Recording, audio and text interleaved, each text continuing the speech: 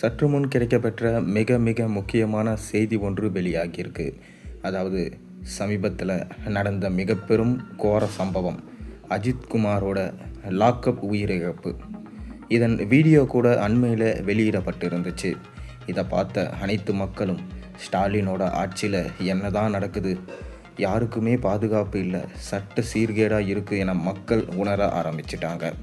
மேலும் இன்று இந்த வழக்கு வந்த நிலையில் நீதிபதி அவர்கள் சரம் மாறியான கேள்விகளை நம்ம ஸ்டாலின் கிட்ட கேட்டிருக்காராம்.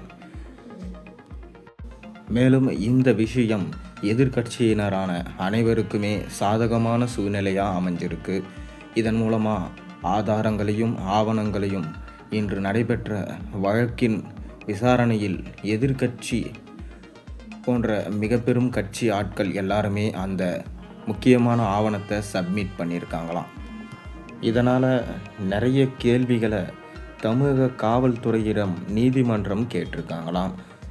அதாவது அது என்னென்ன கேள்விகள், ஸ்டாலினை பார்த்து என்ன குற்றச்சாட்டு சொன்னாங்க, வாங்க இந்த வீடியோவில் பார்க்கலாம்.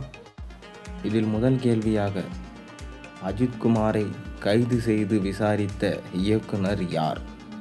மேலும் அடுத்த கேள்வியாக, இந்த வழக்கின் எஃப்ஐஆர் காப்பி எங்கே?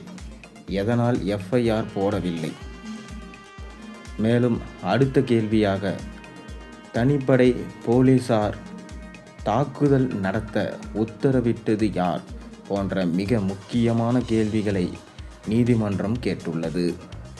அதைத் தொடர்ந்து மேலும் முக்கியமாக கருதப்படும் இந்த கோவிலில் சிசிடிவி கேமராக்கள், அதில் பதிவாகியுள்ள ஆவணங்கள் எங்கே, அந்த வீடியோ எங்கே என்று கேட்டதற்கு நீதிமன்றத்திடமே அது சரியாக இயங்கும் நிலையில் இல்லை என்று பதிலளித்திருப்பது, நீதிமன்றம் நீங்கள் இது சரியான பதிலை சொல்லலை, இது மிக பெரும் கோயிலாக இருக்கும் இடத்துல இப்படி சிசிடிவி கேமரா ஒர்க் ஆகலன்னு சொல்கிறது மிக சரியில்லாத விஷயம் என்று சொல்லியிருக்காங்க.